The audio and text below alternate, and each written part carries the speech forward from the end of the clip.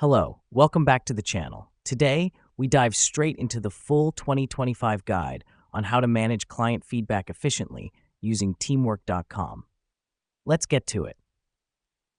The first step is to log in to your Teamwork account. Remember to use the most updated version of the platform for the best experience. This is essential because it gives you access to all the features that Teamwork has to offer. Once logged in, navigate to the Projects tab. This is where all the magic happens. The reason we do this is because it's the central hub where you can view and manage all your ongoing projects. Now that we're in Projects, you want to select the specific project you're getting feedback for. This helps us because it keeps everything organized and ensures that each feedback goes to the right place. Next up, look for the Messages tab within your chosen project.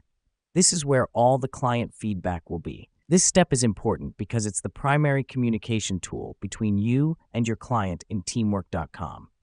Once in Messages, you'll find the option to sort by. Click on it and choose Latest. This is crucial as it will ensure that you're dealing with the most recent feedback first. Let me explain why this matters. Addressing feedback in a timely manner shows your clients that you value their input and are actively working on their suggestions. Finally, reply to each message individually. Take your time to provide thoughtful responses. Here's what's happening behind the scenes. You're building trust and fostering a positive relationship with your clients, which is key for successful collaboration.